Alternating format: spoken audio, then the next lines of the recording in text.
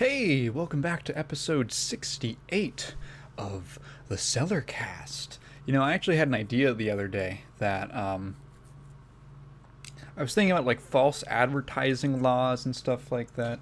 And I had this idea where I have not full transparency.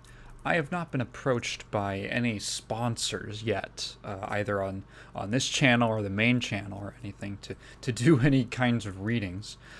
Probably not a huge surprise. But I was thinking about it, and I was like, well, a lot of, maybe sponsorships.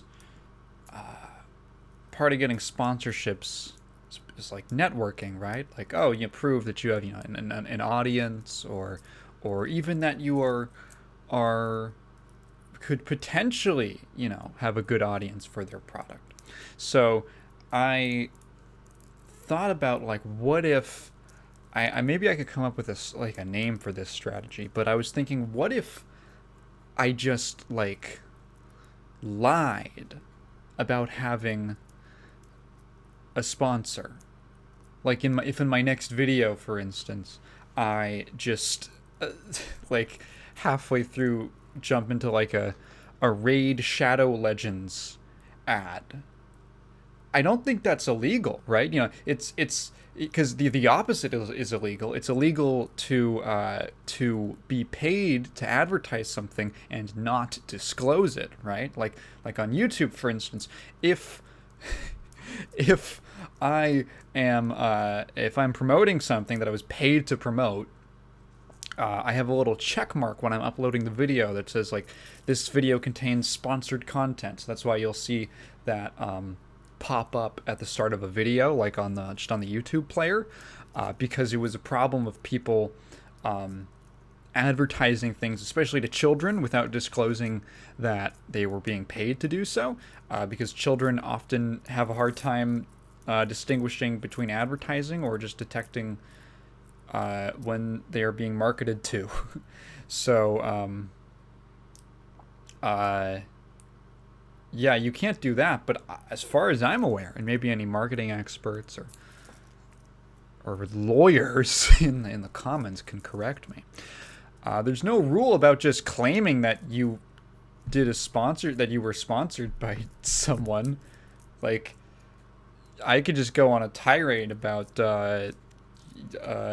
Squarespace or something for like 2 minutes, and in my next video, and click the button that's set to make it say that this was a sponsored video, and could I even like lie about having like a creator code or something, like a spot, like get 20% off your order with code seller. Link in the description or something like that. Just make some shit up. That would be so funny. And then I could go to other advertisers and be like, hey, I've done some ads for Squarespace. I've done Grubhub. Does Grubhub even do? No, who are some other classic sponsors, like one of those meal kit ones, HelloFresh, something like that. Something just fell over in another room, and I could just lie about it. I could just smoke screen everyone. It literally fake it till you make it. Just get a bunch of money, and then a video gets 500 views. That would be really fun. So keep on the lookout for for when I do that. But it got me thinking about some other like potential marketing ploys, like things that I could just lie about that don't count as like false advertising or something.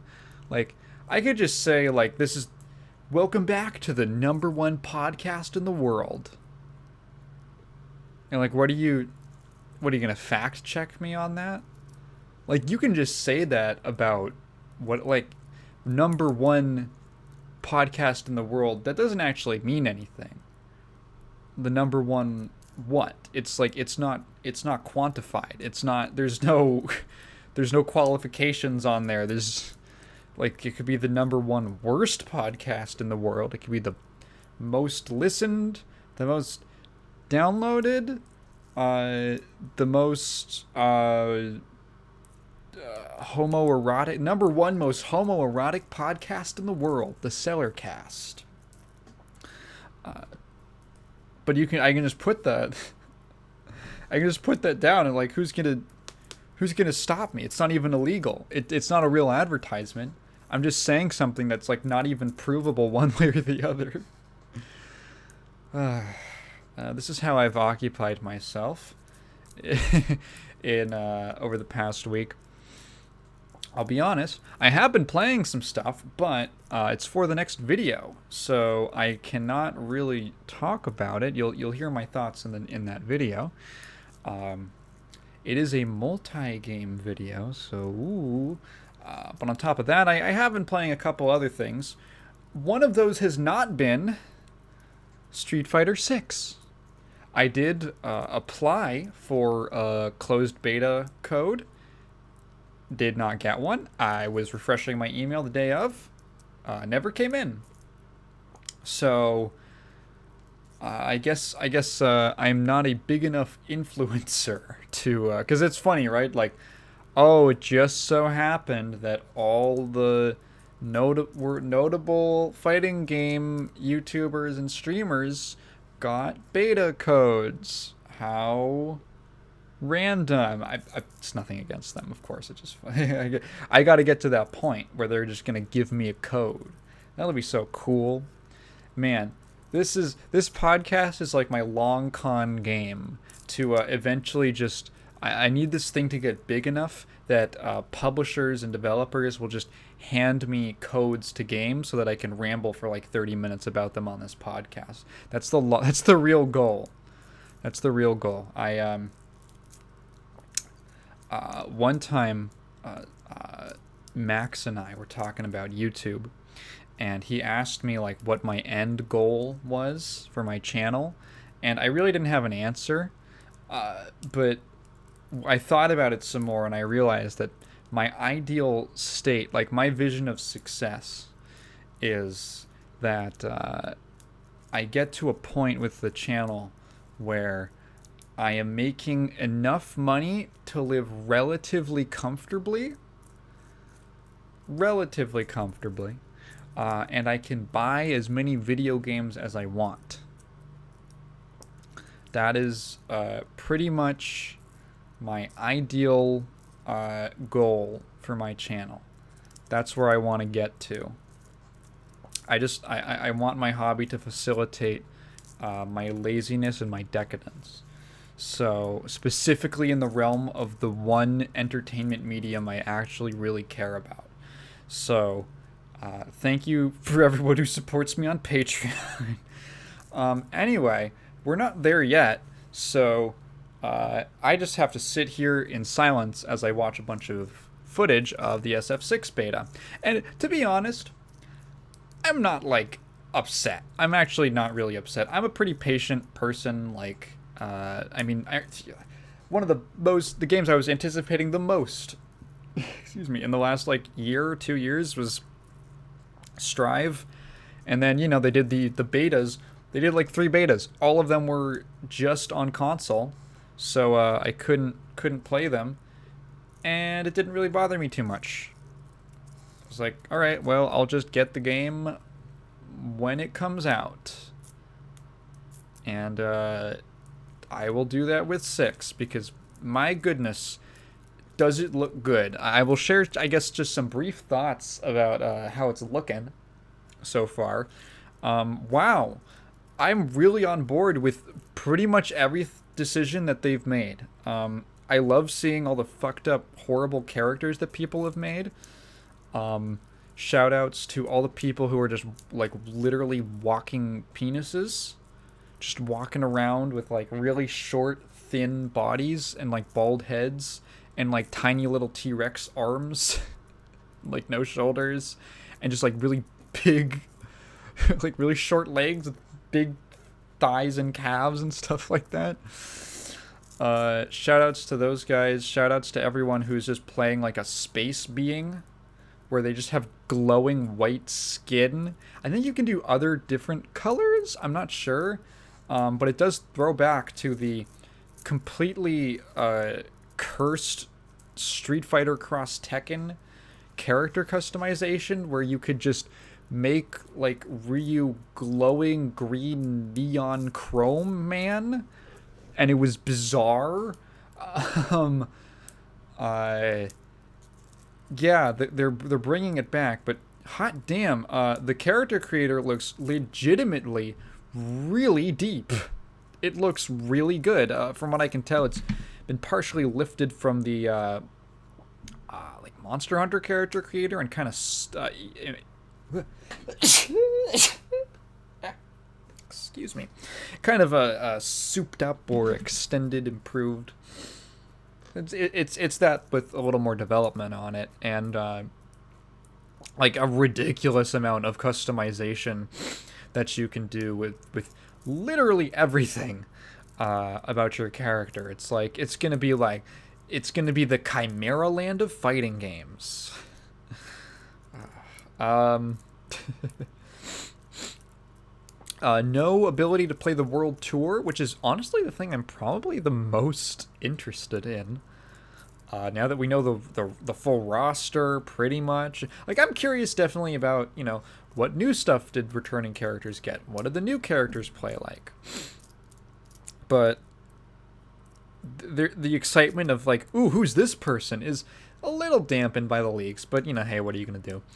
The World Tour mode, thank God that they had, a really interesting looking single player mode, because that is now what I'm most curious about. Like, I legitimately see myself going and creating a little character and then playing the single player mode, and it being intriguing. Or something that I at least want to check out. Of course, there's the possibility that it comes out kind of boring or half-baked or, maybe repetitive. I have no clue. But hey, if it's good or even pretty decent, that's a huge win for being like the first attempt at something like this on this scale. And at least, there's like the Conquest mode from MK Deception?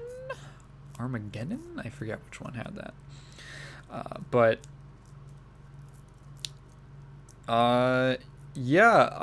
just down to the character creation stuff, really cool. Oh, and the fact that you can actually, because obviously, everything on the character creator has like a value, as in nose width. Oh, you have this much nose width in the engine. Like, it's, it's a slider, but really under the hood, it's just a number that's going up and down.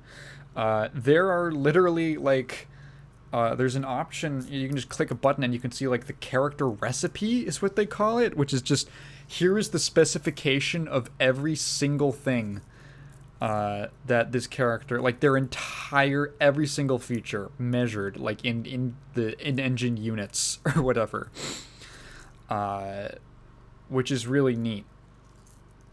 Also, options. Now I'm an options freak. I love having a lot of settings. The first thing I do when I boot up most games is I go to the settings and I check things out. There are some really good ones this time. A lot of accessibility settings, which is very nice. For instance, for people who are hard of hearing, you can actually have, I think, you can have sounds. I'm not sure exactly how it works, but there's basically a slider in the audio sections for a sound based off of how close the opponent is to you, which is really cool. That's great for people who are hard of sight, I guess, hard of seeing. Who maybe have diminished eyesight or just totally blind. That's really cool. There's also just things that might be generally useful, playing a sound effect for when you get crossed up. That seems like a thing that's actually just useful. I remember back in League of Legends, there were certain accessibility settings that a lot of people just ended up playing on because they were actually just good. Like playing in colorblind mode was actually way better, because for visibility on things, because by default, there's a lot of spell effects and things in that game that are green, which is kind of an issue because the main map that the game is played on, Summoner's Rift, is very green, and especially if you have a little bit of color blindness, sometimes it's just hard to differentiate the two colors. But when you turn color blindness on, it changes most. They were really bad about this, like not doing it across the board, but a lot of spell effects were changed to something like blue, for instance, from green. It made like your health bar, instead of being green, it made it yellow, which was I found it a lot easier to just see for visibility. So like, yeah, there are certain accessibility things that are just useful for a lot of people. Love having a lot of settings. Other new options, for instance, this is really neat. You can call a vote, I believe in the first round of a match, of a set at least, you can call a vote with your opponent of whether or not you both want to just forfeit the match at no penalty to either of you. So essentially there's, if you watch some footage of people playing online in the beta, you'll see a little thing on the bottom left corner, which is like hold the, I think it's like the start button or whatever. Basically just hold down like the start button and you will, a thing will pop up, I'm assuming. I haven't seen it used yet, but assuming what happens is once you hold it down for long enough, like a second or two, I'm imagining, a little vote will pop up to say, hey, do you want to just call the match right now? And then we can both just walk our separate ways, which is a wonderful feature for when you match up with someone with a bad connection. That's actually great. I know that I've matched up with plenty of people in SF5, and from the first 3 seconds, I was like, oh, God. And it's always the Kens, and it's always the grappler players. It's always them. It's always them with the bad connections. Just immediately you can tell, ooh, or the Akuma, one of the like Akuma, Kage players, especially. I don't know what it is, man. Every time I run into one, I feel like they've got a weird connection. And that's like usually, you know, the what is the term? The courtesy, I guess. You know, the common courtesy is, oh well, you once you match with someone online, you play the set. You play the set out. You play your best of 3, aka your first 2. You know. So after that first match, you rematch and finish the set. And there's just some people who I'm like, yeah, I gotta finish this. Even if it's like, I can tell that if I kind of focus and try to account for a random huge lag spike, I could beat them. Like there's people that's like this. I've run into a lot of situations that are like, okay, this person's connection is horrible. This is awful. However, I think I can beat them in this one game. At least in this first match. But I don't, and maybe I could even, you know, rematch them and get my second win and then just leave. But I don't want to. I've given up potential wins, like further wins, just because the connection is that bad. So having this option to just go your separate ways and no one incurs a loss, it's just considered like a draw or whatever. Fantastic. Great. Very useful. Here's another thing that's really cool. Both players online can play on different stages. So you can be playing, for instance, there was like a tweet about this, I think, that I saw. There was a little clip, like comparing it even. Maximilian dude was playing, oh, I forget who it was. But he was playing someone else, another streamer, I think Li Joe, actually. And Max was on, I forget which stage. Max was on like one stage, and Li Joe, he was on, let's say, Guile's stage. He was on Guile's stage. Joe was on the restaurant stage, the Chinese restaurant stage. And it was literally a side-by-side of the exact same moment of their match, just side-by-side from both of their streams. And they're on different stages. that is super cool, and it solves a problem that is, it's like not the biggest thing in the genre, right? But it's like there was like a little movement, which was actually spurred by Maximilian, which is the grid is really boring to look at. Training stages are often very boring to look at, especially the Street Fighter ones. There's some good ones, like I really like the MKX one, actually. Excuse me, actually, like, it does have like a look. It's got a bit of an aesthetic. It's like a, excuse me, like a Danger Room thing from X-Men. Also, they have like the cameras, the screens in the back, which are like, they show the match from like a different angle, and there's something about that where I always want to look at those. My brain likes that a lot. And then even if you play that stage online, it even has like interactables, like you throw like a hologram barrel at someone or something. I don't know how that works, but you know, that one's cool. I always like the Marvel 2 one, like that weird, also like Danger Room type thing where it looks like you're in cyberspace. Yeah, but a lot of especially all the Street Fighter ones are just the grid. It's a padded cell. You're playing on graph paper. You're playing in a math text, a math notebook.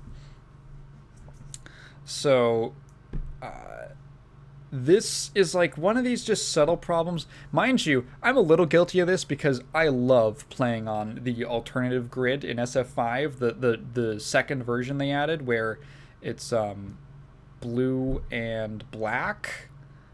I love that. It feels so good on my eyes.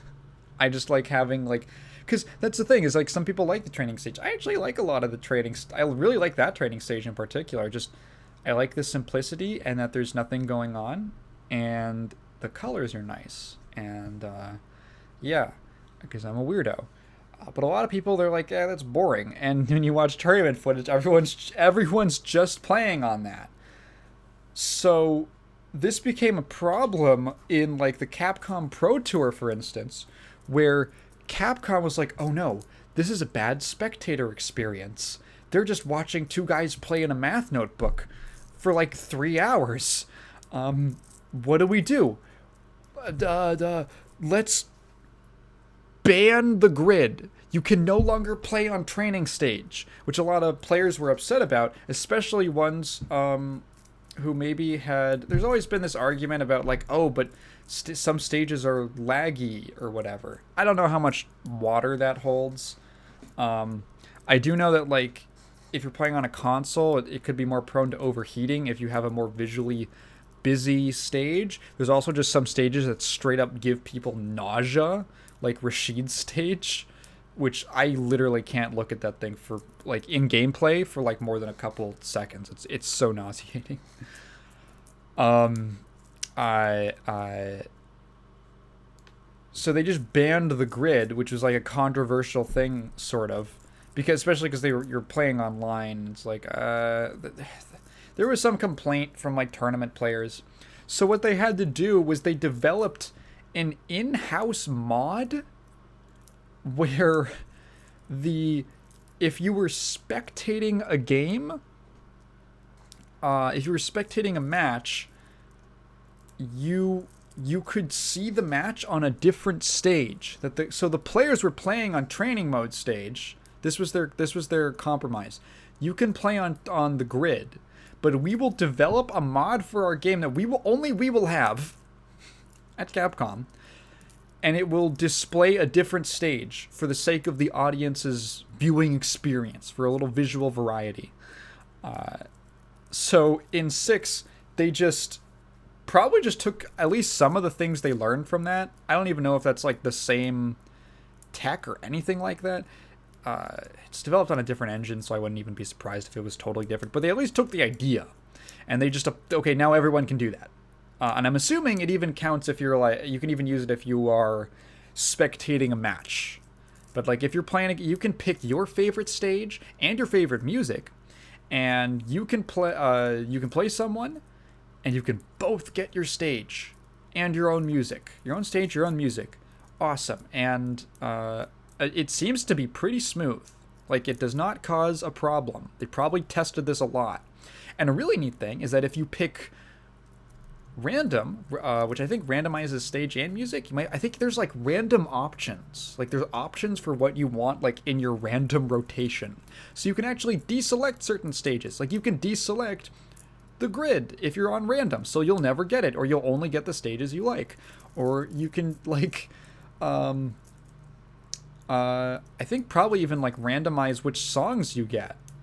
Maybe even, like, check those off the list if you don't want some songs to show up. So you'll get, like, a little randomized playlist between matches, because every time you rematch, I think at least I'm not sure exactly when it changes, if it's like a different, like, if you have to, like, play a different set entirely and maybe match up with someone else or what, but yeah, as you play and you play different matches, you'll cycle through different stages and different songs and stuff like that for a little variety.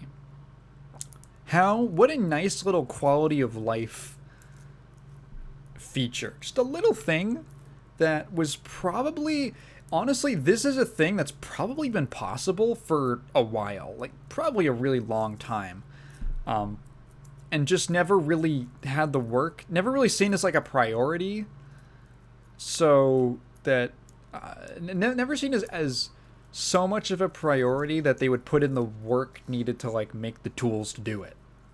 If that was the case, if they needed to make tools, just, like, why should we work on this?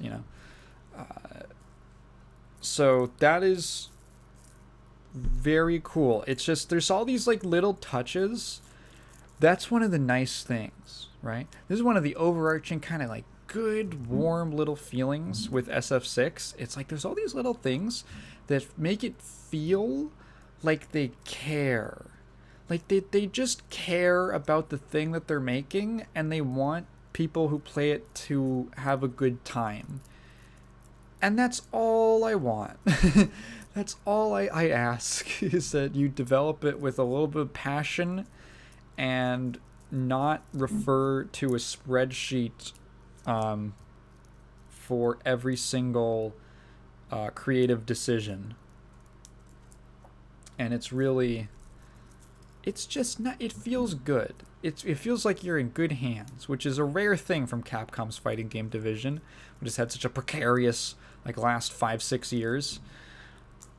Yeah, so I'm not bummed necessarily about not playing it, because even still, there isn't really a character that I'm super into. Like, if I had it, I'd probably bounce around the cast. There's a training mode, which is really nice in the beta, which apparently this is, like, the best training mode in any fighting game ever, which is fantastic, which is great. And they even have, like, little drills you can do for, like, anti-airing and stuff like that, which is really neat. I would probably pick, if I had it, I'd probably go with Jamie, because I think he looks cool. But there isn't, like, necessarily a character I'm super, like, oh, they're cool. JP I was interested in. Marisa? I'm not sure what her official name's going to be yet. The big lady. Also curious about her. There was, like, a little leak. There was, like, a leak of audio files from the live commentary feature. And I first saw it and I was like, because, so basically, if you weren't keeping up with it, SF6 has this very funny, cool live commentary feature where they got, like, actual commentators who are, like, affiliated with Capcom and all that, to like, people from the community to record a shitload of dialogue or lines, and then they will, like, live commentate your match like a Madden game or something like that. And there was a leak of certain audio files where the live commentary is naming characters and names of their moves and implying things about them, right? Like, oh, they've got this buff on them. That's gonna mean this type of thing. It kind of took me by surprise a little bit because it was like the video I watched was Rooflemongers, who's a wonderful channel for fighting game news. And he's like, oh, the first one up, because it's the one he was most interested in, was the leaks for Lily, who's like that tiny Mexican girl that hasn't been fully revealed yet. She's in like the ensemble thing, and she was obviously in the leak, but she hasn't like had a trailer or anything, and people were saying that she has like T-Hawk vibes, because T-Hawk's also Mexican. She's doing like a T-Hawk pose in the trailer, where she's just like singular, like a little piece of art of her. And I was expecting, I didn't know the nature of the leak until I heard the audio, so I was like, oh, leak about like Lily's moves or something, and then I just hear like Saint Vicious like doing the Mexican typhoon, and I'm like, that's what she sounds like? Huh? But no. So yeah, she basically seems like she's gonna be some kind of a take on T-Hawk, which I'm actually fine with. I think T-Hawk in his own way is cool. He is obviously maybe he was definitely designed by a bunch of Japanese people in kind of a bubble in 1992, but he's cool in a way. And I think when I made that, like what I'd want in an SF6 roster, when I made that podcast, I think I even said like, yeah, I would like T-Hawk to come back. They would have to like heavily redesign his visuals or some of his mannerisms, because it's a little over the top. Coming from a white guy, you know, I don't have T-Hawk's like a weird fusion of like they're again a Japanese person in 1992's idea of what a Mexican / Native American person is. And it's kind of weird. I'm sure you could find some real world analogs, but you know that's not what they were using. So like, yeah, him doing like the pose when he lands on you with like the hand up. I'm a white guy, right? I am a Caucasian fellow. I don't like to say that anything's like offensive if I'm not part of that group. But I can, like, certain things can give me like, give me that feeling. Like, I'm not going to make a definitive statement in most cases. Usually if it's a case where everyone can say like, yeah, it's kind of fucked up. But like, is T-Hawk offensive? That's really like the individual who belongs to those groups to decide. I do know, however, that a character like Thunder from KI is universally beloved by Native Americans. I've never seen a single Native American person say that they don't like Thunder. He's so cool. So it seems like their redesign was... Oh, well, it's not really a redesign, but... I think Lily is going to be... One of the leaks implies that she's like his daughter, which about lines up. It roughly makes sense. I like the kind of new generation aspect that they're going with 6. Where like, oh, you know, Yin and Yang, excuse me, they've been in enough games. We're going to have a guy who is inspired by them. So Jamie's got like part of their moves. But instead of just being like, oh, it's just Yin and Yang combined, he's like sort of them combined, but he's got his own things going on with like the drink meter and like, I think, little like weird little drunken fist stances. Like he's got his own thing going on, even though he's clearly reminiscent of those characters. Or Kimberly, who is just Guy, but cooler. We now have 3 at least different Guys, including Guy himself, and Guy is the most boring one of all of them. I hate to say this, Guy fans, but Zeku is so much cooler. I think Kimberly is so much cooler, at least in motion. It's kind of like... what are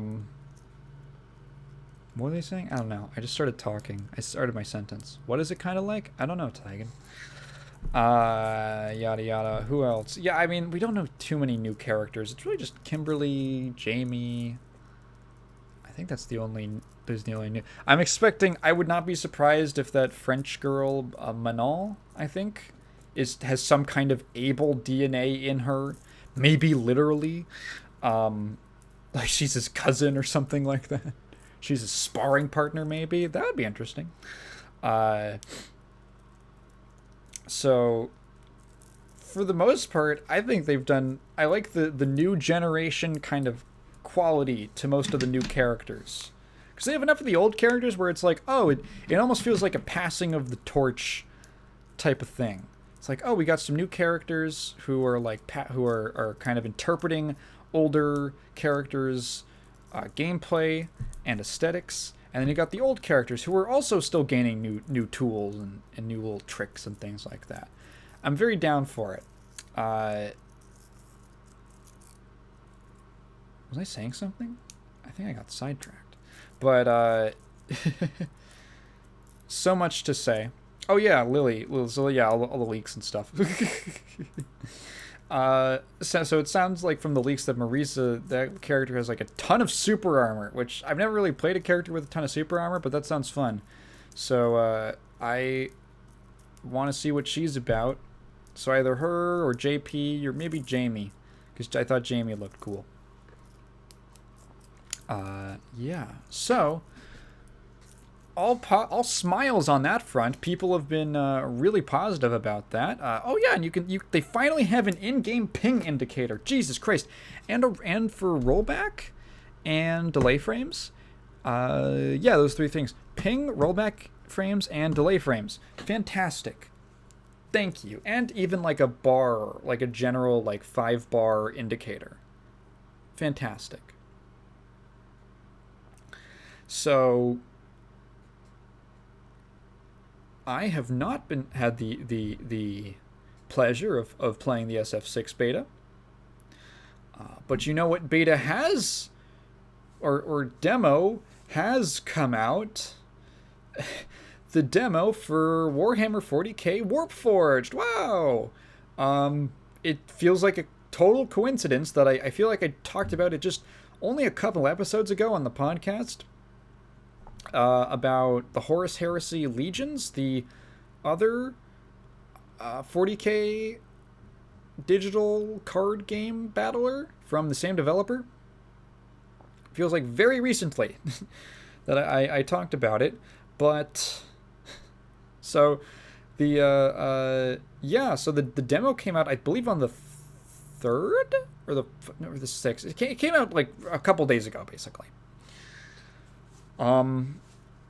So I just randomly logged into Horus Heresy Legions just to check what the current campaign event was, so I could just see, oh, maybe I could just try out a new faction. And there was World Eaters. Not the biggest World Eaters fan myself, but I cleared the whole thing in like a 2-hour session. So really no need to make those things last 2 weeks, guys. Really no need, but it's beside the point. When I logged in, there was a little notification in like the mail, like on like the update section, that said, "Hey, go play the demo for Warpforged. It's out right now on Steam." I was like, "Oh, okay." So I just downloaded it in like 5 minutes. Checked it out. It is generally, at least in its very limited state. So I'll preface this if you're curious about checking out the demo. It's very limited. It is a demo. You have a practice mode against AI, and you have online, which does function. And I had a couple matches that were pretty smooth. Didn't have any disconnection issues. So at least that seems to work just fine. And I never ever had any disconnection issues or server problems with Legions, so it seems like at least their server infrastructure is pretty solid. Which is nice for a demo. I spent a lot more time in the practice mode, just because so essentially what is available in the demo is 2 factions, Space Marines, specifically Ultramarines, and Orcs. I'm not sure how they're going to be breaking down factions, if there's going to be different kinds of space, like, oh, are we going to get salamanders as their own thing, or what, or who, not entirely sure how they're going to do it. The only ones that are playable right now are Ultramarines, and they seem to have like a very specific like Ultramarine flavored mechanics and aesthetic to all their like card borders and things like that. So yeah, it's them and the Orcs right now, and there's about 5 decks each that they have put together, that the devs have put together for you to try out. There's no deck building. You can't even really look. I don't even think you can actually look at the card list, but you can play them. You can see like how many. They have a breakdown of like the different costs of each card, like you have this many 4 energy cards and stuff like that in this deck, for instance. But no actual ability to look at a card list, which fine, whatever. I didn't really mind. Would have been nice just to check out kind of how they're designing it, but you can just see it in game.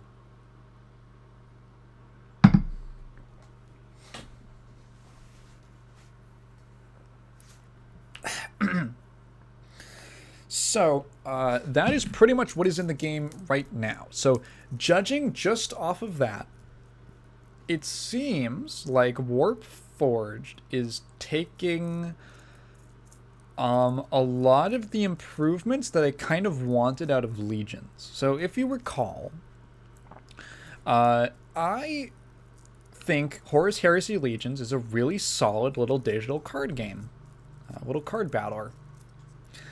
For being 40k Hearthstone, it's pretty good at being 40k Hearthstone. My biggest gripes were just with like the presentation, and really just the presentation. It definitely felt like a mobile game that was really, because it is a mobile game, that is really reaching for having something that looks very polished, and it's just not quite getting there. It looks fine, but excuse me. It's just not quite. And even though so many things about the game are cool, the different factions are differentiated so well in their gameplay, like they all feel really different. There's so much cool like flavor to the different mechanics and the way that they play. It's monetized pretty fairly. There's some really like fun, cool ideas for translating things from 40k into a card game. Really cool stuff, but there's just a little bit of polish that just isn't quite there. Doesn't kill the game at all, but just like, man, if they just had more budget, basically. If they just had a little more budget, they could make something really, really neat. Warpforged, and again, I haven't seen the whole game, right? Because it's just a demo. Seems to have upped the production value just enough to be, oh, cool. This is like I see. This is where the money went. So like 3D backgrounds, and every match opens with a very, very short, like 2-second panning shot where it just or not a panning shot, but a zoom out from the background to the little card battlefield. It's like instant, basically. But you get to see, like, oh, it has a little bit of depth to it. It's not just like a 2D thing with a little bit of animation here and there and some like random effects, like little sparks maybe once in a while. Real 3D backgrounds. The cards themselves look really nice. It took me a little bit of getting used to, because there's like a visual language that I just had to get acquainted with.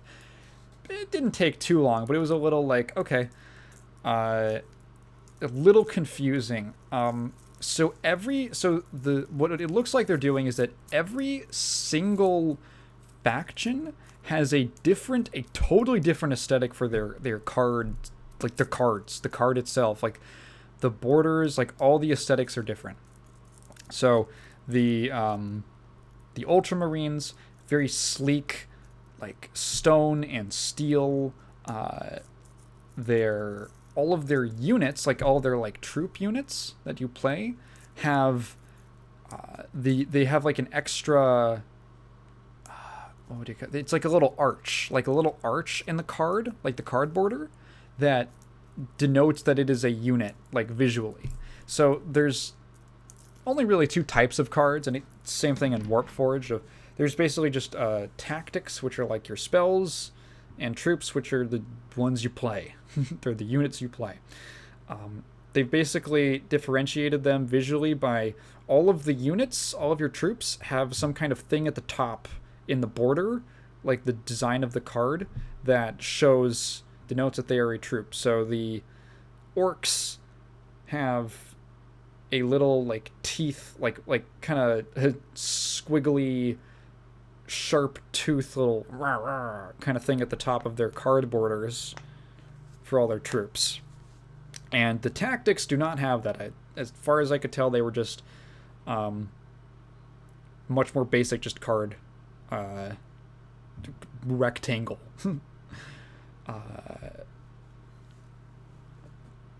So all of them, as opposed, so in Legions, everything pretty much, I think they might have had like some different colors to denote different colors and like different icons and things like that.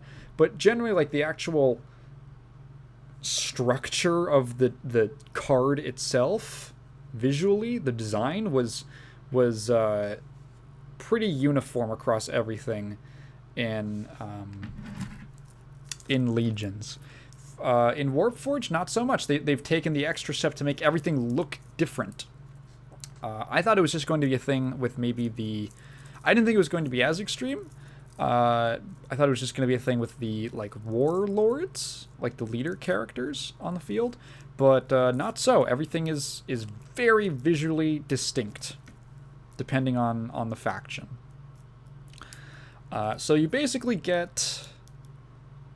Oh yeah, another thing. So speaking of production value, a lot more voice acting this time. So in Legions, that was another thing I was like, oh, you compare this to like the quality of Hearthstone, which of course is not fair, right? It's not a fair comparison to make, but it's the comparison to the consumer has to, it's a real comparison.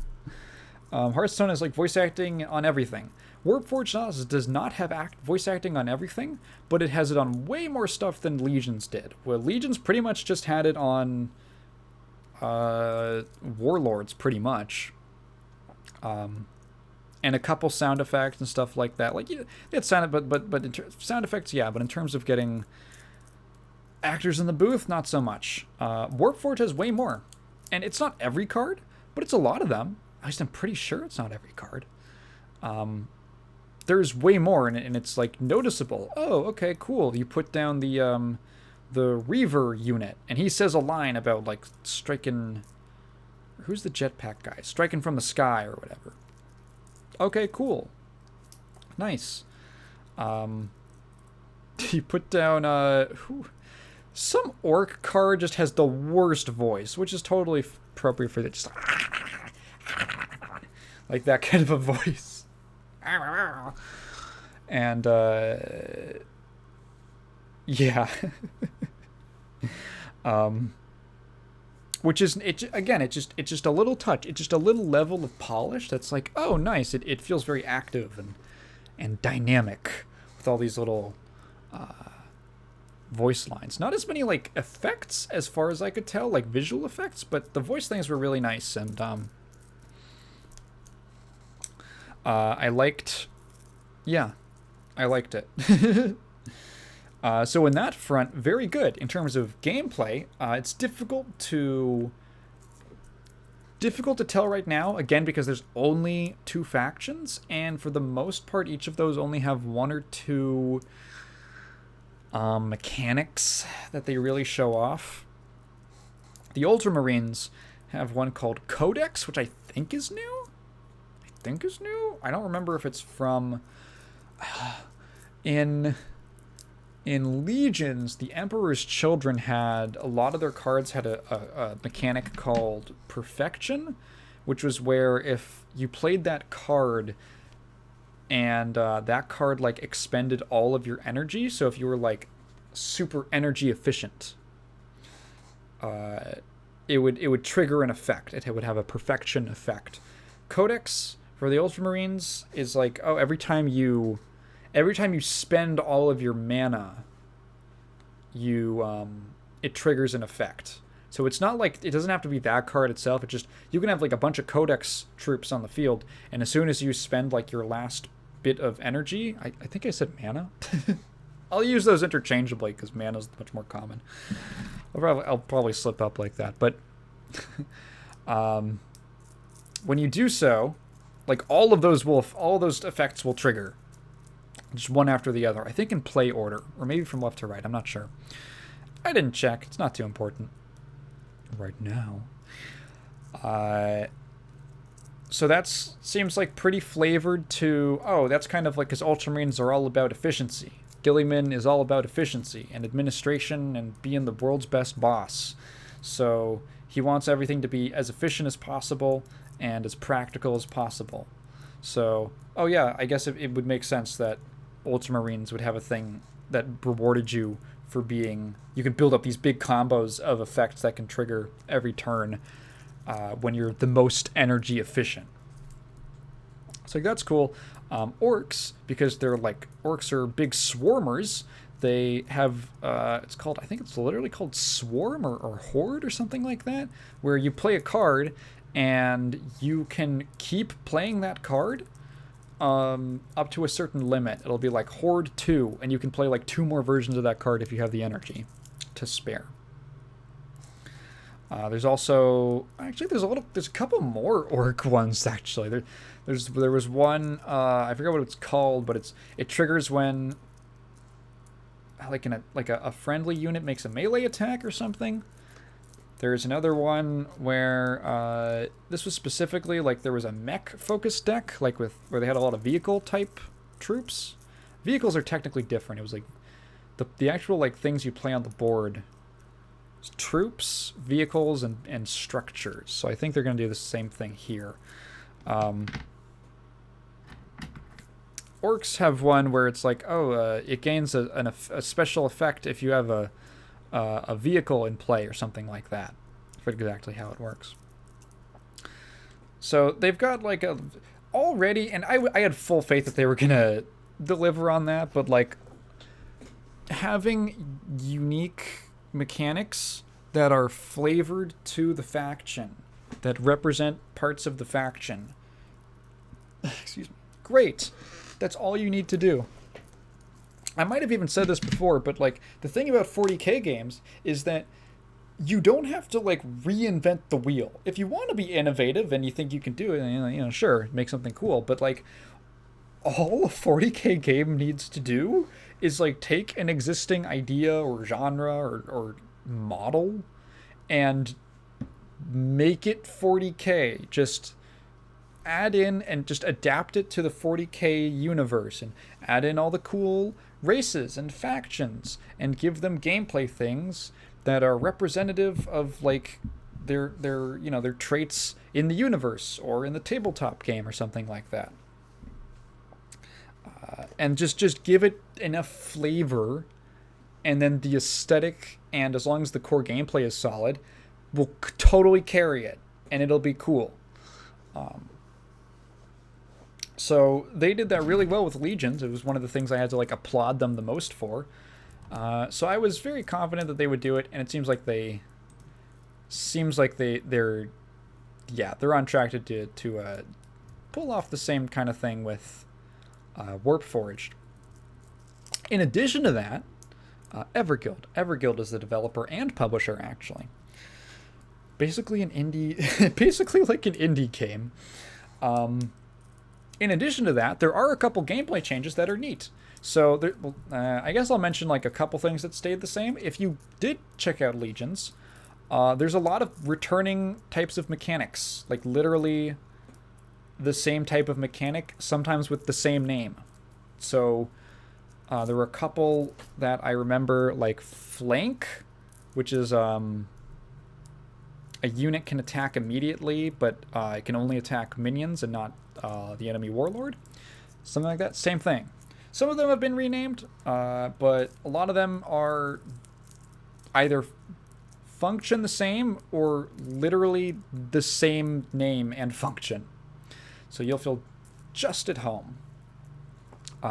One change, excuse me, one change that they made that I think is actually pretty neat that I haven't seen done in a different card game is they have every unit, every troop, I'll just call them units, every unit now has 2 different attack stats. So they have a melee and a ranged one, which I think is actually an effort to pull more from the actual tabletop game. So in 40K, the tabletop game, every single unit has a range stat, a shooting stat, and a melee stat, which is the weapon. Shooting and weapon is what it's called on the tabletop. And those are different, and certain units are balanced around the fact that they have more of one and less of the other, or they're balanced in both. For instance, infamously, the Tau are like the gods of ranged combat and completely fall apart once you get into melee range. Whereas something like the, Khorne Berserkers are like the exact opposite. So,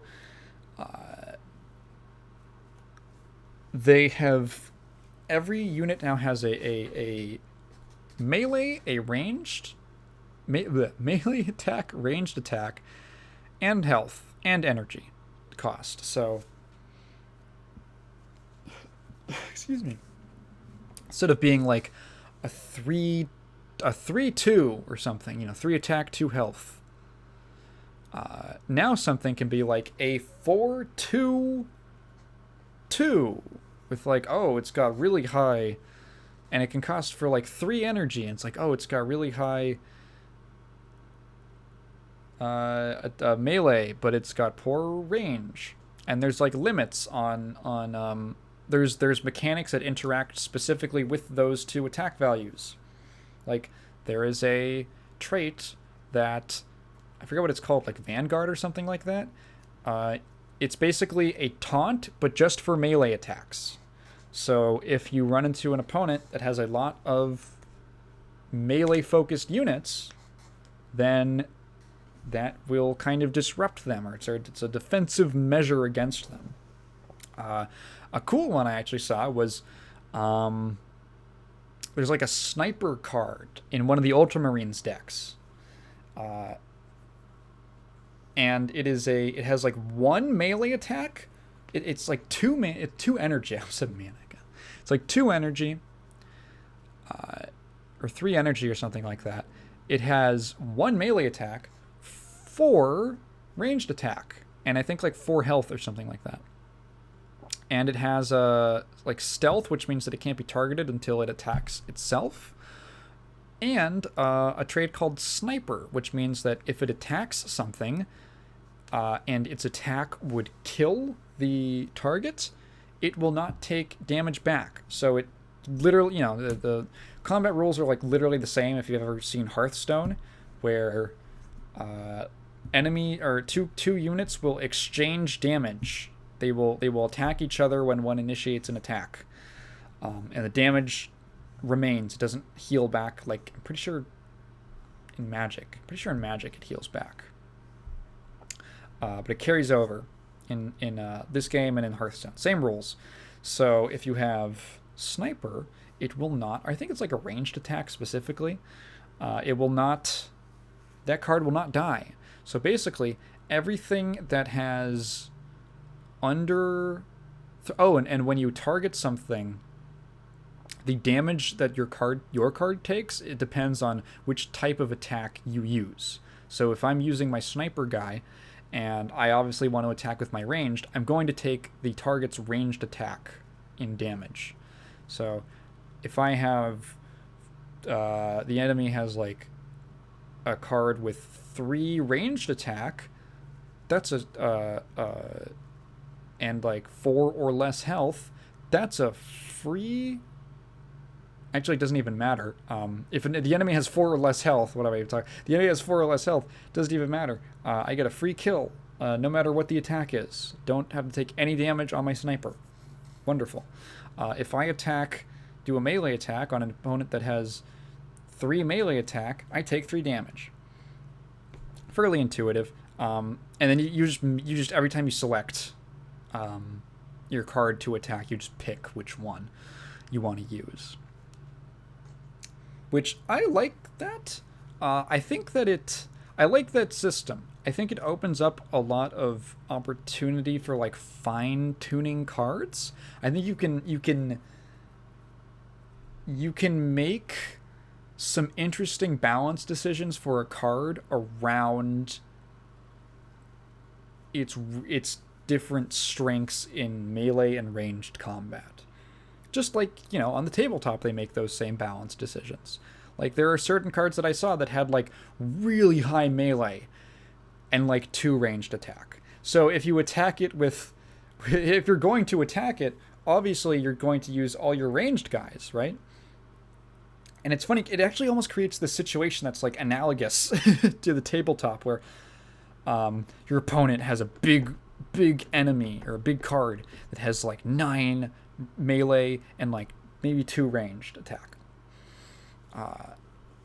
Now if all of your cards are very like melee focused and they don't have significant ranged attacks, you're going to have to deal really piddly damage to it, with just like shooting at it, like you're just shooting at it from a distance basically, and doing really piddly damage.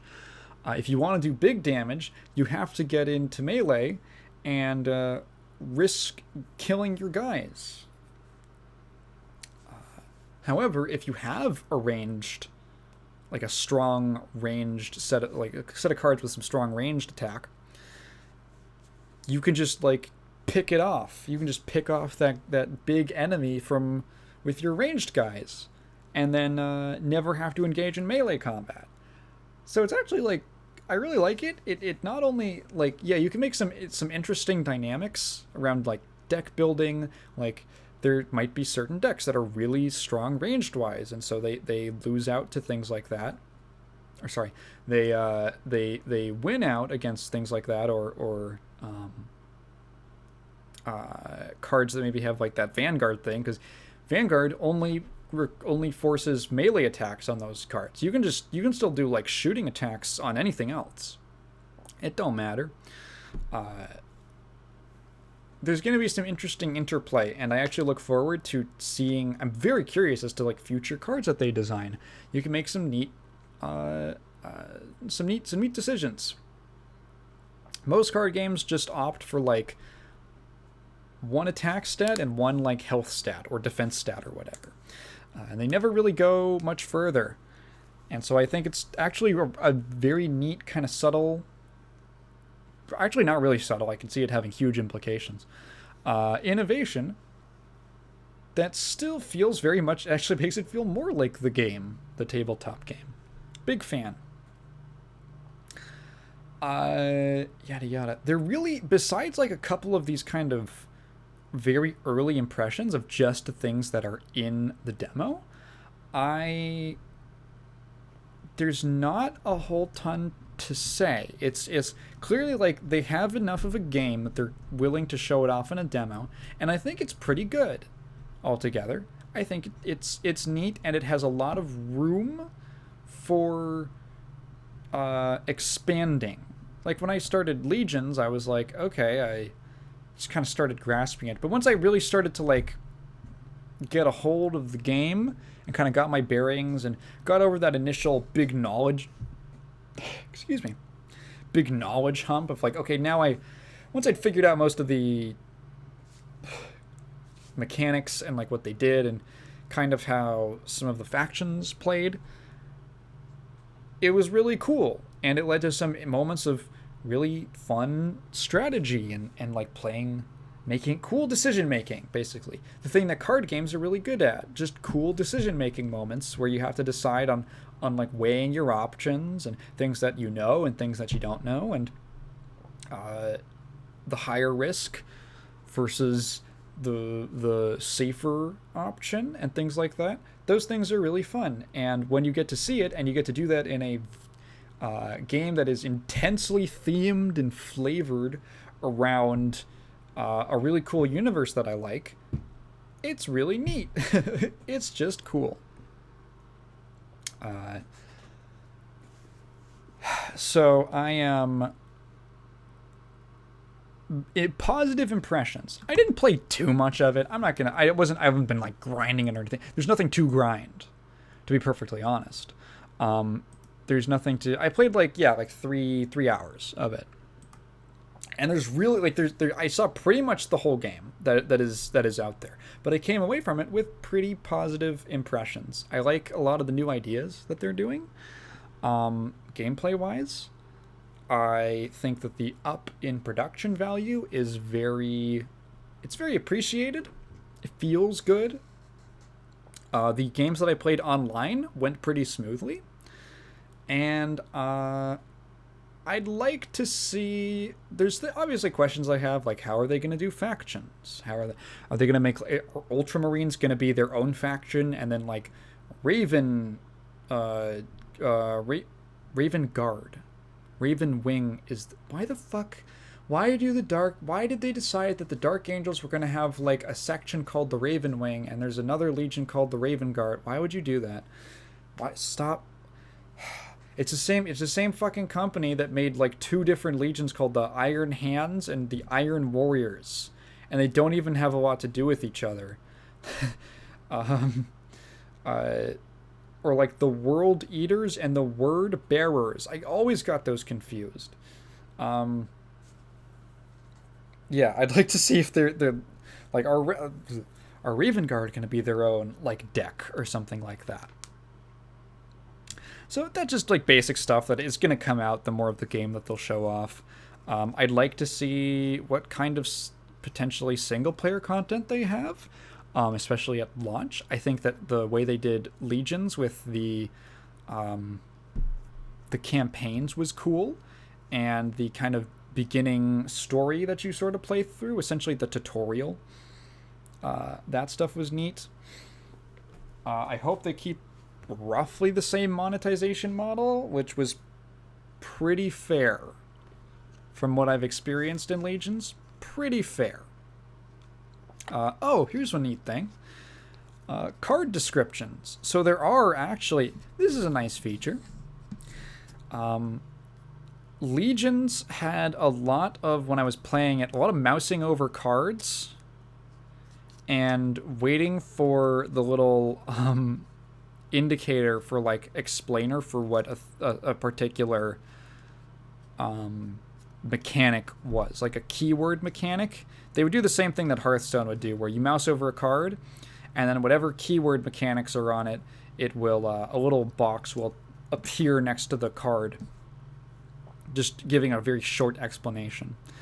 There was a lot of that in Legions, and in Warpforge, you can just I think just right click on the card, and it will just pop up in a little info box on screen. Actually, it'll take up the whole screen. It's not little at all. It'll take up the whole screen, and you can just mouse over literally any... It's a diagram that shows like the different parts of the card. Like, this is the ranged attack. This is the melee attack. This is the cost. This is the health.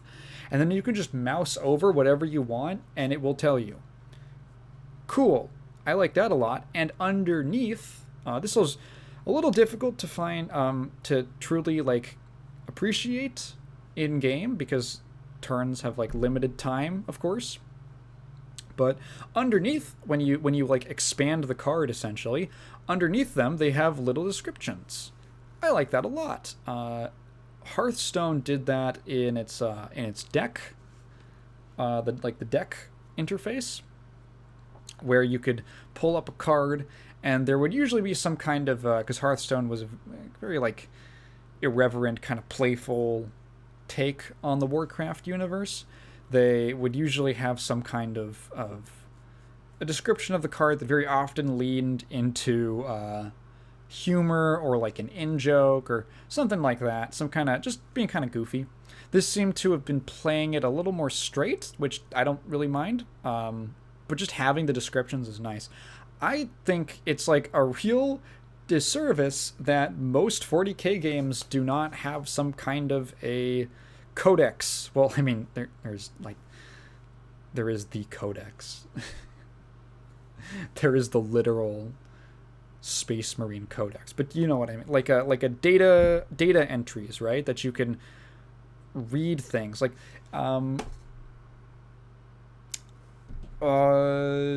Space Marine, the game, which I devoted like almost a whole podcast to talking about.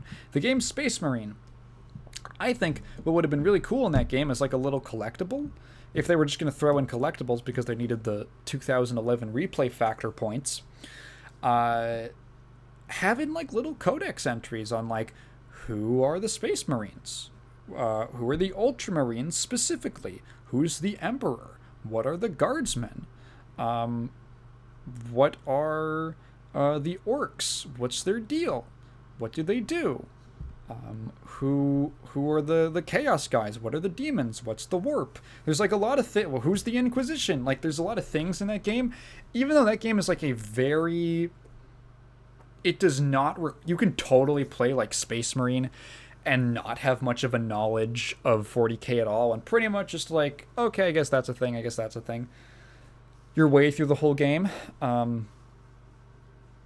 There's like a lot of stuff that it touches on. It's definitely like it's trying to give you, I think I described it's like a roller coaster. It's like a 40k roller coaster, and there's a lot of stuff that it runs through, and it doesn't really have a lot of time to. You sort of get an idea of like, oh, when the character who's an Inquisitor comes up, and they're like, who the fucking Inquisition, you sort of get like how people feel about it, but like you don't really know. Like you sort of get an idea.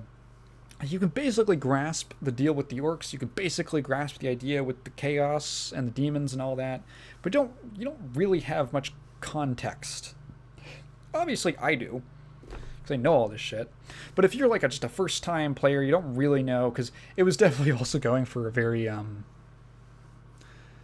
I think they were shooting for a mass market, as close to mass market as possible with a game like that. Obviously, it was going to cater to 40k fans, but if there was any game that I would say is good to play if you don't know anything about the setting, that's one that was pretty well tailored. Besides, it's extremely, maybe today not so much because of its extremely 7th gen feeling. But I'm getting sidetracked.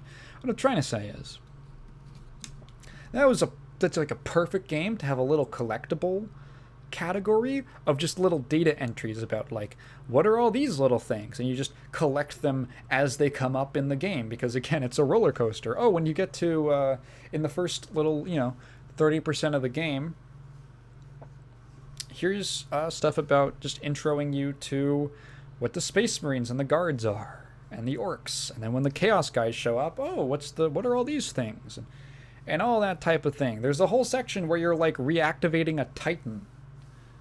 That's like, oh, what's a Titan? That kind of thing. Just find something in the area.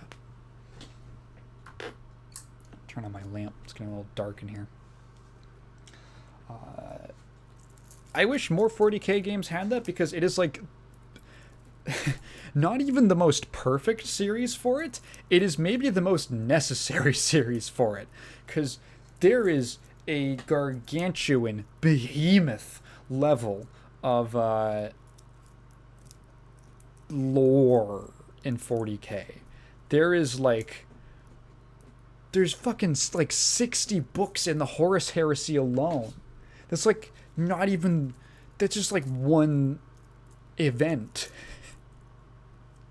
Just like one event. There's so much other stuff. And if you're doing a game like that's intimidating, but also the one of the strengths of the setting is that it's also very bite-sized in many ways. Like, you can just kind of, like, if you think something's interesting, you can just kind of skim a wiki page and get a basic idea of what it is, like what their deal is. Just throw in like little wiki articles into your game for whatever happens to come up in the in the story or what have you, and yeah, I think that could be neat. Like, that could be a cool way to get people interested in the series or whatever, in the franchise. So I'm glad that they're just having like little card descriptions. That stuff's cool. Yada yada. Pretty much my thoughts on Warpforge. Good, positive. I'm looking forward to I just want to see more of it, to be honest. I want to see more of it. I want to see the other factions, the neat ideas that they come up with for them, and where it goes. I am looking forward to it. Also, the demo's free, if you're curious. I mean, it seems pretty natural that a demo would be free, or seems pretty obvious. But yes, it is. And the game itself will, in all likelihood, also be free. So, go have a ball. Check it out. Moving on. I was kind of looking for... I want to mention a quick little thing.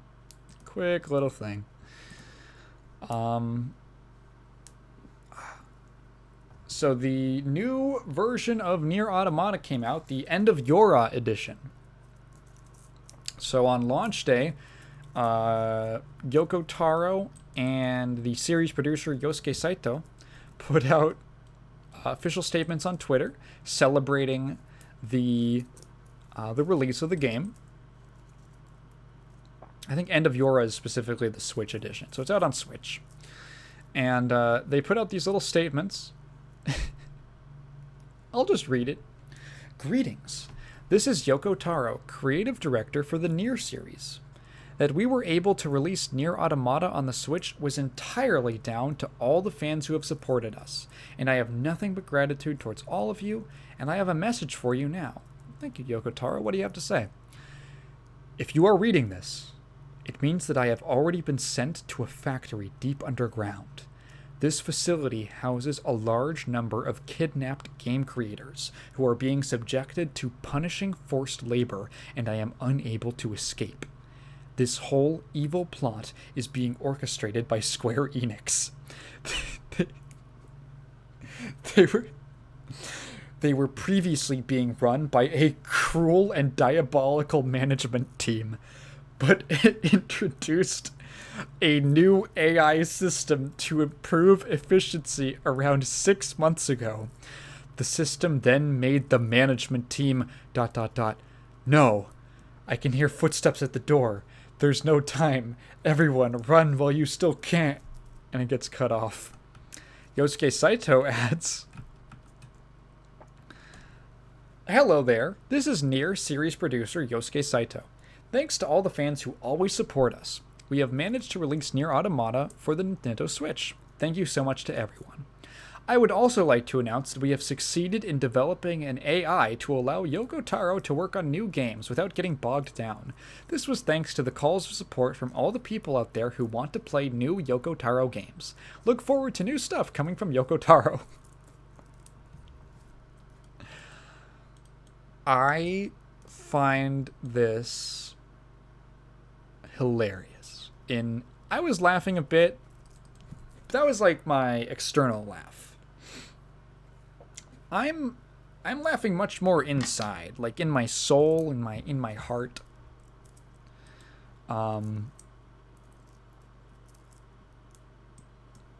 Because this comes, let's see, what date? Let me see the date. This comes literally the day of October 6th, the day of an article from Video Games Chronicle. Platinum CEO breaks silence on Babylon's Fall closure. Quote, we're extremely sorry. So, like, on the same day that the Platinum CEO, what's his name? Atsushi Inaba apologizes for what happened to the game, which was 100% Square Enix fucking with them, was 100% Square Enix getting their little grubby mitts in that game's guts, and fucking it up. On the same day, Yoko Taro makes a tongue-in-cheek announcement about how Square Enix was being run by a quote diabolical management team who were then replaced with an AI. Like, the idea, he's saying that the company he works for is run by an evil artificial intelligence that is just making decisions is so funny. Oh my god. Like, is that how he feels about them? Is Square Enix just Yorha? I'm not gonna spoil it because, God, go play Nier Automata. But if you played that game, is Square Enix management just Yorha? Are they just Yorha? Is Yoko Taro, does he see himself as 2B? Is that his... He literally is Emil. He wears the mask. He wears Emil's mask. And he had some pretty funny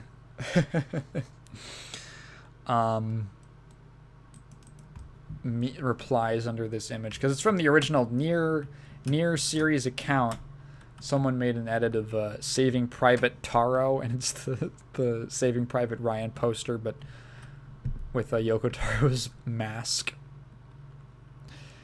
And the account just replies crying while laughing emojis.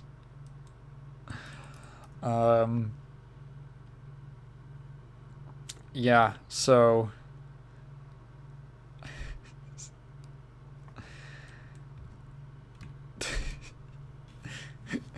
the video of Yoko Taro in his little fucking, like, not quite pants, not quite khaki shorts, rolling around on the ground saying shit Square Enix. Shit Square Enix. Holding his own merchandise. Oh, I fucking love Yoko Taro, dude. I'm so happy. I'm so happy that he can just say things like this, and it seems like they can't stop him. So... what the fuck? No way. No way. On the side on Twitter, there's a fucking, like, a trending story from Insider Magazine, or Inside, are they a magazine? I guess they are. Insider, about, this is gonna be a sidetrack. The, President Bach, the self-proclaimed dictator of a micronation in Nevada you've probably never heard of. And I looked at the picture. They say you've never heard of it, and I looked at the picture and, like, my stomach dropped for a second. And I was like, oh my god. This is the guy from Kick-Assia. This is the guy from Kick-Assia. That's not the name of his country. Oh god, if you don't know what I'm talking about, I don't even... Did they mention it in the article? I have to look. Where's the article? Where's the full article? Yeah, okay. Photos, okay.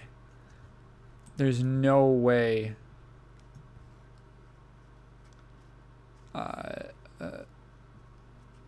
There's no way do they mention fucking Doug Walker? I have to find this. I have to see. I have to say. Sorry, this is another section of the podcast. It's just me in silence reading something. Actually, if you don't know, it is a funny story. Basically, there's a guy in Nevada who has his own micronation. Micronations are basically just recognized little countries that someone just says, my house is a country now, and they'll make a little flag. They're fun. Micronations are a fun little, like, weird niche thing. The most famous one, I guess, would be probably this guy, or maybe Sealand. Sealand's actually cool. It's like a decommissioned, I think, like, British Air Force, like, landing platform that's like a whole building. Hang on, let me actually check Sealand. The Principality of Sealand. An offshore platform in the North Sea. Yeah, it's literally just like a platform on 2 pillars. I think there's a skate park on it. There's like a little building built on top. And it's just a guy who, like, no one was using it, and he just put a flag down. I don't even think he owns it, technically. And he's just like, it's Sealand. It's mine now. And no one really questioned, like, he's not really doing anything. He's just setting up. And it's a principality. Anyway, so the other one that I guess would be well known is Molossia, which is this guy's Kevin Bao? I'll just say Bao. Or Ba? Yeah, Ba is probably... I'm going to look this up. Baugh. Ba pronunciation. Like, literally... Oh, no, they're giving me that, like... What's that? I can't... What's that, universal something, like IPS? Like, International Pronunciation System? Yeah, one of those. How do you pronounce that, this word? Bow? Let's find out. Oh my god. Just say it. Bowl? Bowl. I'm sure this is riveting podcast. Podcast content. I'm gonna call him Kevin Bag, because he's getting the bag. So I guess this guy was inspired by a movie called The Mouse That Roared, a satirical 1959 movie about a tiny fictional nation waging war on the U.S. And he was like, that's cool. Apparently, he demanded to be referred to as Your Excellency. He is the dictator. He's a benevolent dictator of the Republic of Molossia, which is a 1-acre micronation with a population of 35 in the northwestern Nevadan desert. This guy is just playing New Vegas, which I'll probably talk about that later. It's just like his house and the surrounding land. It's like in a desert. It was also... Please tell me they talk about Kickassia. They have a navy. It's just him in a kayak. It's just 2 kayaks at his, like, vacation home in Lake Tahoe. What the fuck? That's so funny. They never mention it. So Molossia was also... Molossia was also the subject, or the main setting of the 2000 and what? When did that movie come out?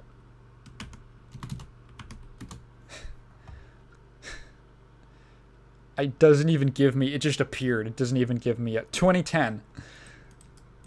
The 2010 Channel Awesome anniversary film Kickassia.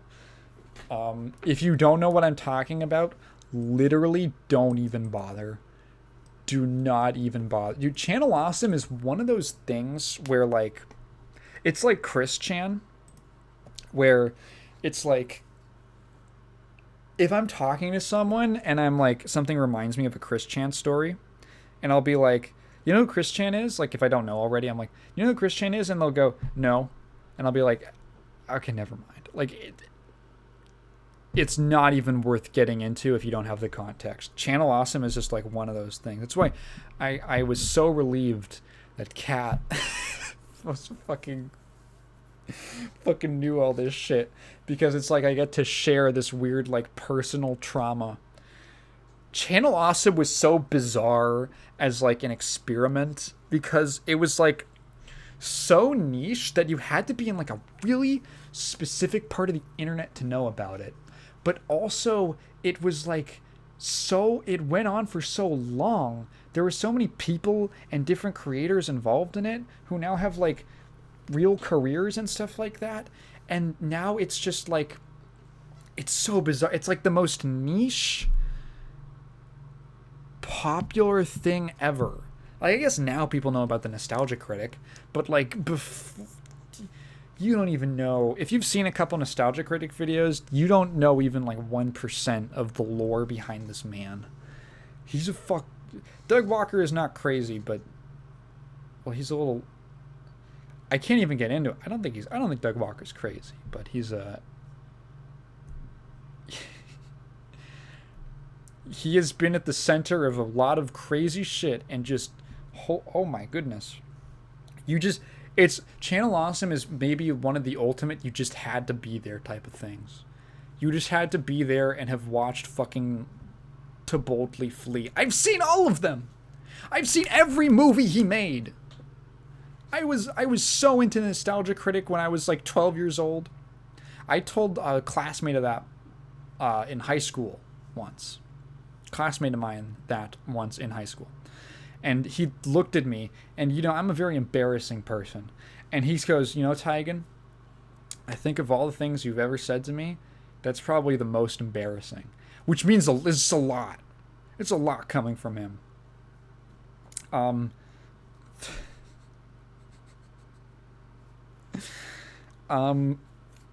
Yeah. Holy shit, that's a trip down memory lane. It would be great.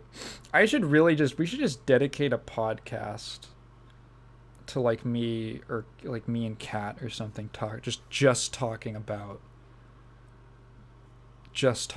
Channel Awesome lore and weird shit. I guess on the subject, not on the subject at all. What am I talking about? The Mario movie trailer came out. It looks fine. If you wanted to know my reaction,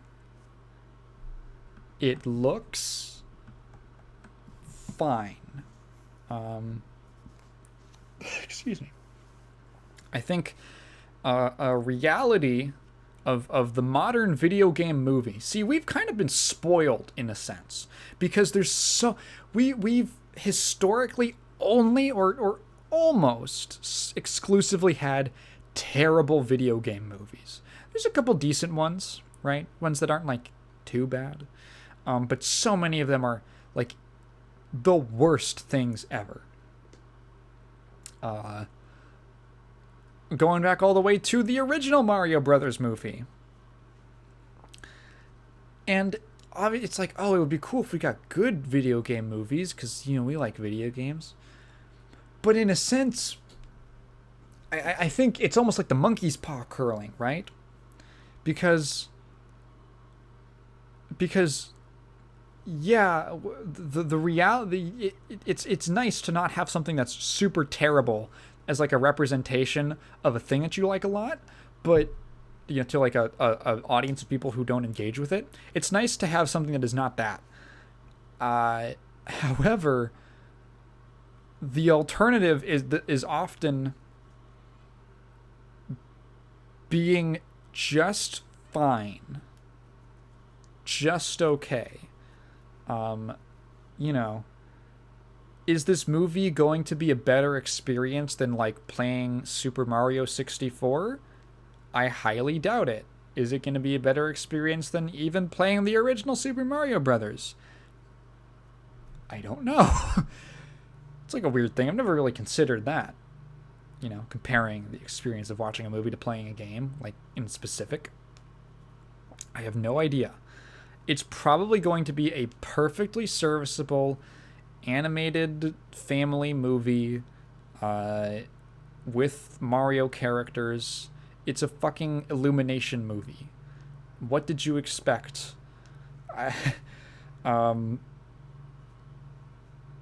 I guess I do have a couple specific reactions. Oh, I said when I say spoiled, you've been spoiled, right? What I mean by that is, yeah, the Resident Evil movies are stupid and bad, but they're like hilarious.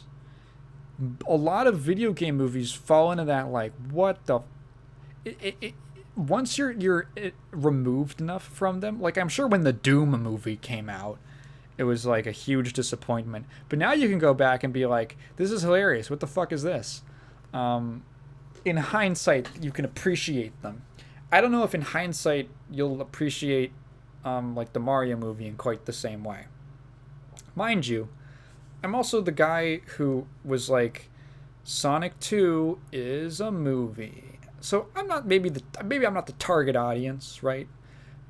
For an Illumination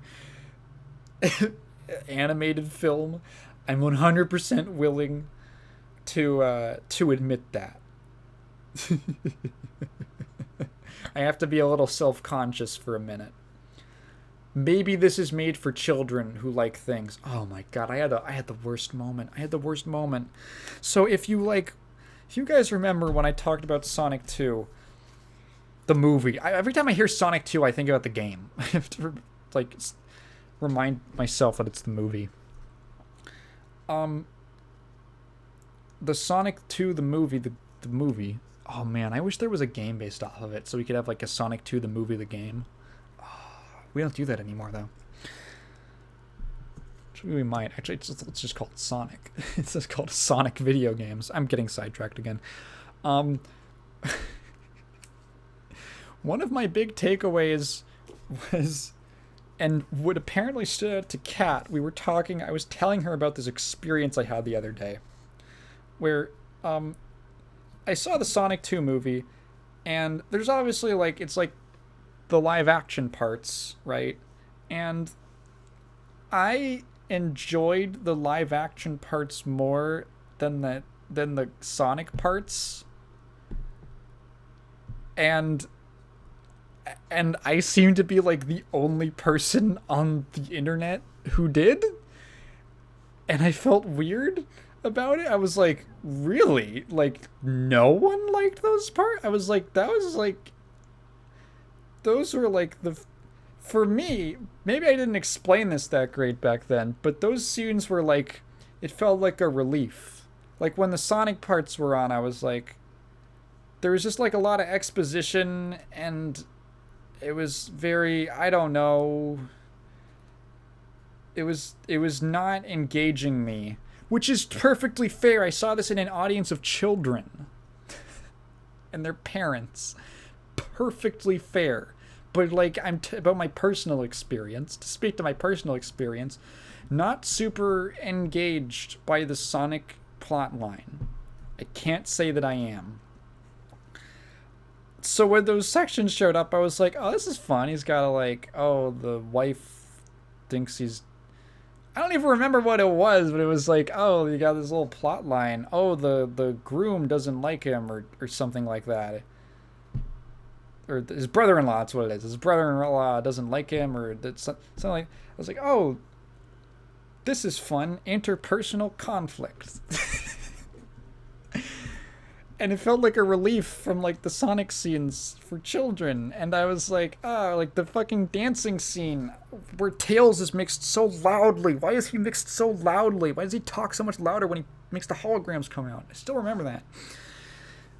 And I'm the only person who felt like this. And recently, very recently, I was catching up on the Castle Super Beast podcast, which I just fell off for a while, and then recently in the last over the last week, I've just been catching up on all the clips and stuff like that.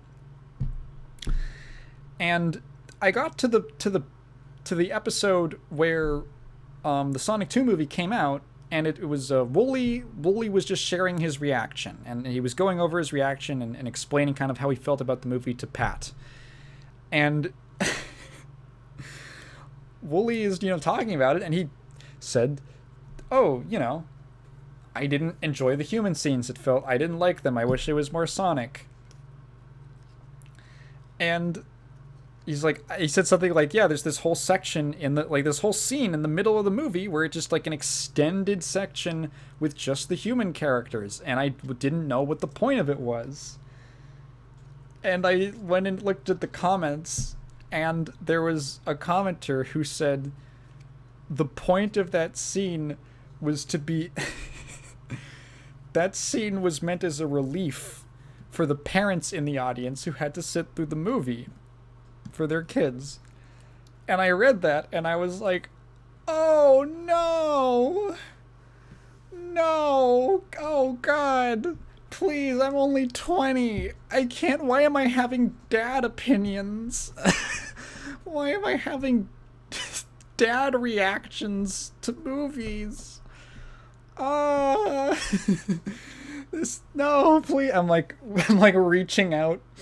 You know that clip from like the 90s Spider-Man animated series? Like the Mary Jane, it's like made of mist, is like disappearing, or no, the not the Mary Jane, the Gwen Stacy fall damage girl. And Peter Parker's like she's like made, there's like a version of her, it's made of mist, she's like evaporating, and he's like, no. It's like me to my youth, my youthful optimism and vigor. No, please. I'm reaching out to like the light that's fading, I'm being pulled into the darkness.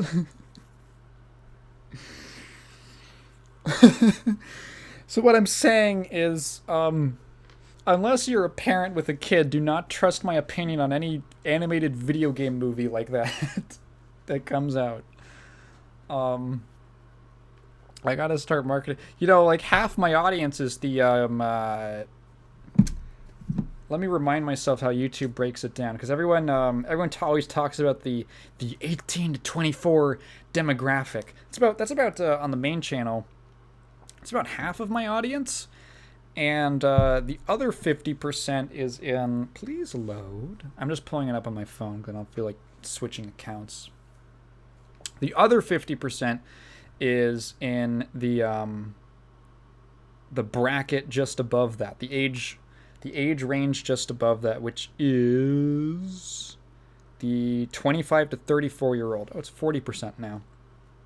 Kind of oscillates, but yeah, sometimes I have more of one and more of the other. But yeah. For the 25 to 34-year-old market, I'm your man. I'm your barely an adult. I guess I could share some other reactions that I had, specifically to the trailer. Let me pull it up just to remind myself. Trailer. Just so I can just skim through it. Yada yada. So, I like that they got the penguins. I like that they used this is pretty clearly just like the opening scene of the movie. It's most of the trailer. I'm actually glad that they didn't do like just showing the whole series, or the whole movie in like one trailer, even though it's like 2 minutes long.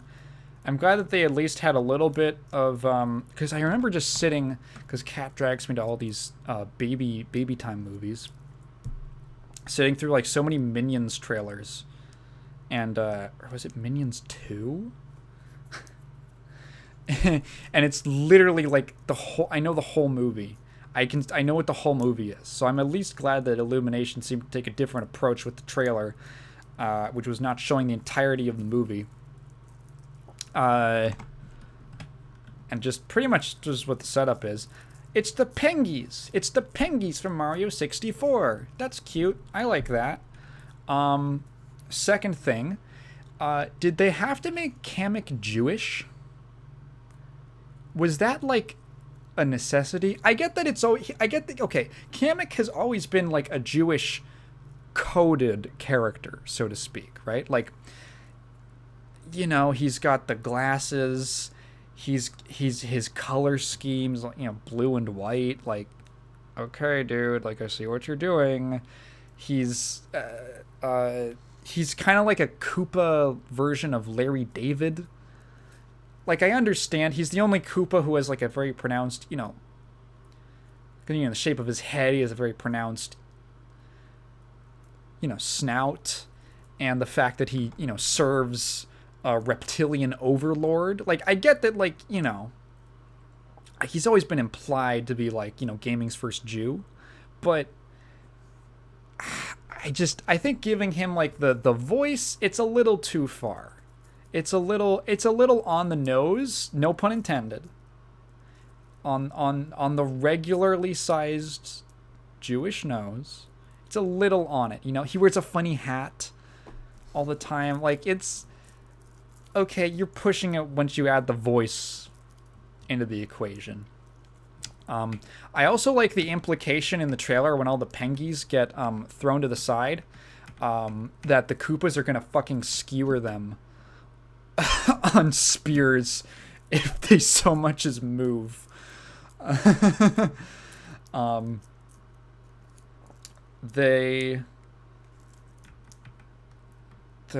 else? There's really only two things that happen. There's the Jack Black voice. Excuse me. He sounds fine.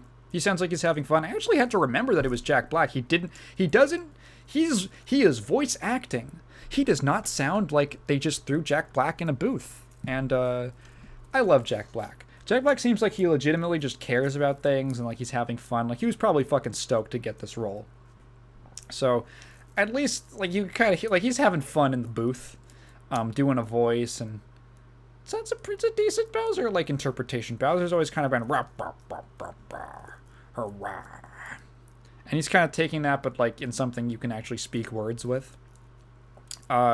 People hate the Chris Pratt voice. Holy shit. It's like not the best thing in the world. But granted, there's only been like 2 lines. He's only said 2 lines. And, I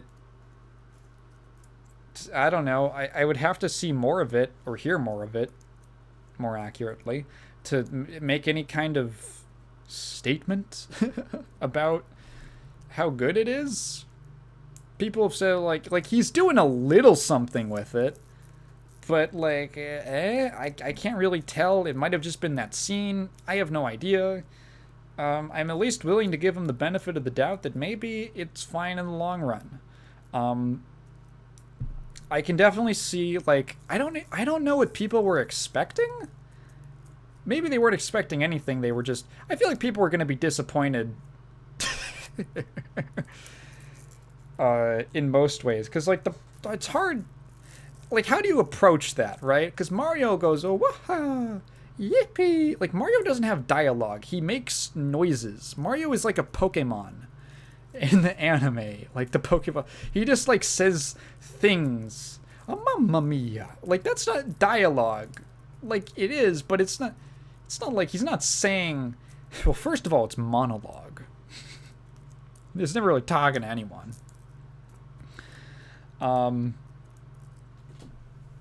He, like, how where do you go with that? How do you make him talk? Like, oh boy, oh wow. Like, Mario has like literally one emotion, and it's like bouncy optimistic glee, and Italian, I guess, would be his. That's like his accent, or his voice, his language. He speaks Italian.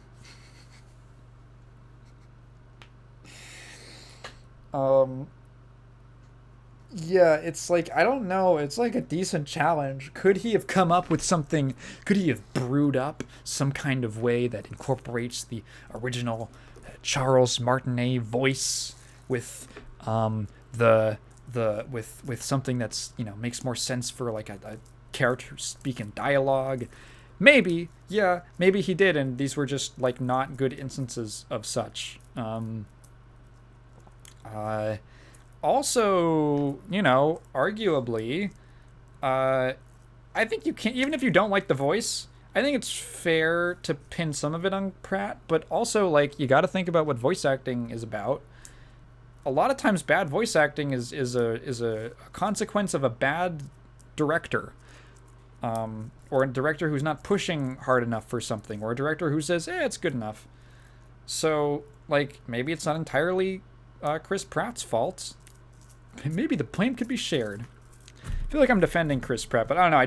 These were just things that occurred to me, and it didn't seem like I didn't really see people bringing them up, and there was just this tidal wave of hatred for his performance of 2 lines in the trailer. Also,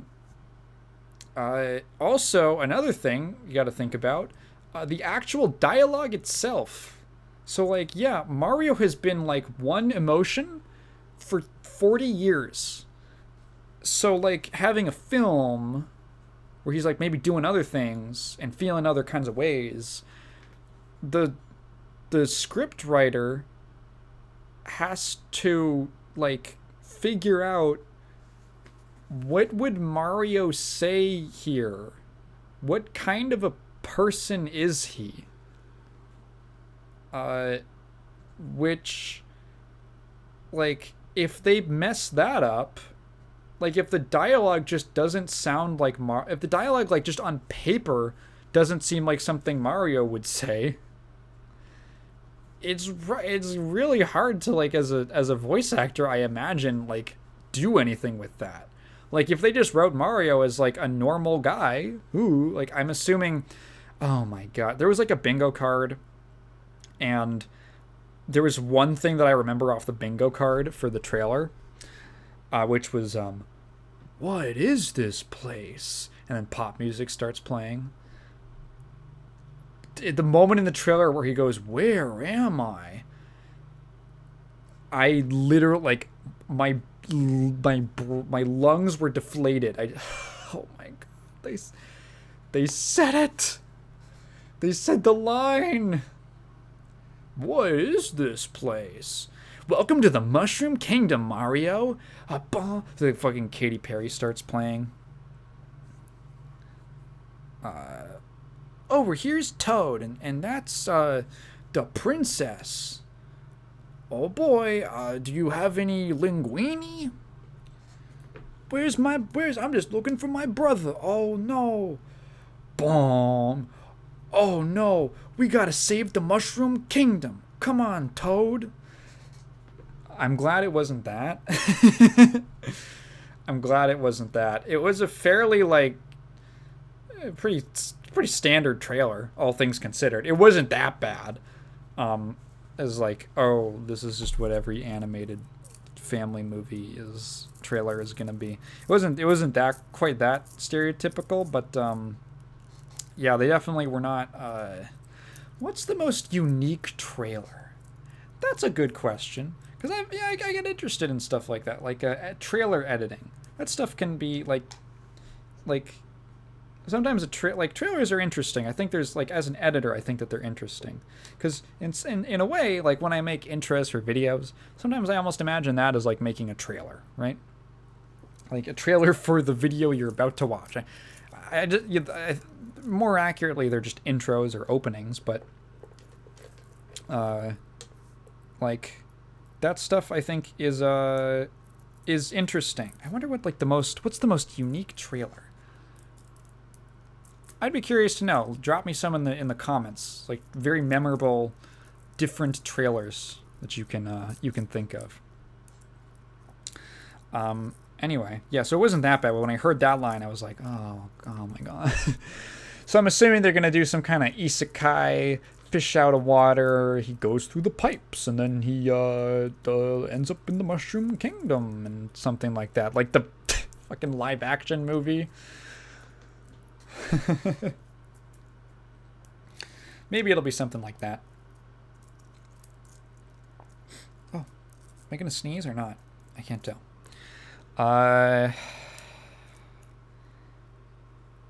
Anything else that I had a reaction to? Oh, Mario looks very... He looks very yassified. He looks like his face is very... That's the only way I can describe it. He looks very yassified. I guess this is just him in a slightly different art style.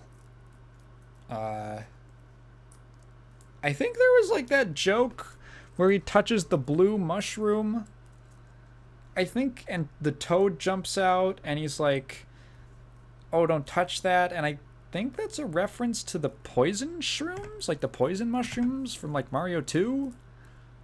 I think. I'm not sure. If it's not, then I don't think that makes sense. Or wait, was he talking about like, was the toad talking about like his own head, like his own little mushroom head? Like, don't touch that, don't touch my mushroom head. I don't know. Keegan Michael Key sounds fine. He is doing the voice. I actually had to. Oh yeah, that's Key. Yeah, that's Key. Like with Jack Black, I had to remind myself. Oh yeah, that's Keegan Michael Key. And when you really listen, you're like, yeah, I can hear him. I can maybe kind of hear him in the voice, but for the most part, yeah, maybe they could have pitch shifted it up a little bit. I heard some reactions along those lines. I think it sounds fine. I'm not. There are people who can do really good Toad impressions, but I don't think it's good on their throats. So he probably found something that was close enough that was like reasonable for him to do physically, and just kind of ran with it. So he sounds fine. There's like a bunch of the Mushroom Kingdom, Peach's Castle in the background. It'll probably be, that's the disappointing thing, right? It'll probably be perfectly fine. Just okay, according to me. By my opinion, by my standards. So I'm probably going to get dragged to it by a certain someone, but do not expect I don't know, a glowing review. It's going to be an Illumination film. It'll be perfectly middle of the road, safe, just like everything else that they do. So that's probably what my reaction will be. Yeah. Let's see. I feel like there's one more thing I wanted to mention before I wrap things up. I've been continuing in New Vegas. That's a pretty good game. I gotta say, I might be breaking my curse. It might be breaking my my open world bias. So and maybe I'll honestly, I probably won't go and play a bunch of open world games like I did with like shooters or JRPGs or something like that, because I like bouncing around between a lot of different games, and open world games take a lot of time investment, and I feel like I'm very liable to put one down and then never finish it. So I'll have some more extended thoughts. I can't believe that there are people who say that that game is not political or does not have like political themes in it. Like, I've unironically seen people who will, like, to their dying breath, claim that New Vegas has no political themes. I'm enough way into the game that, like, that statement is, like, patently ridiculous. I was thinking a lot about that, actually. People who just... never mind. Jesus Christ. Like, I don't know how you could, like, read the dialogue in that game, especially with certain characters, and not pull any kind of political theming, presence of any kind of political idea out of it. Yeah, so I'm enjoying it. I look forward to playing more of it. Have not encountered a crash yet, which is neat. Also, the game and like all the DLC is on sale for like $5, so freaking go pick it up if you haven't on Steam. Yeah, pretty much it. I think I'm going to call it to a close. With that, what do I say at the end of these? Thank you for listening to me ramble if you've been listening this far. If you have a question, please leave it down in the comments below, but please phrase it in the form of a question, because I don't want to just read your thoughts out loud. I haven't had one in a while. So, Patreon, main channel, Clips channel, bye.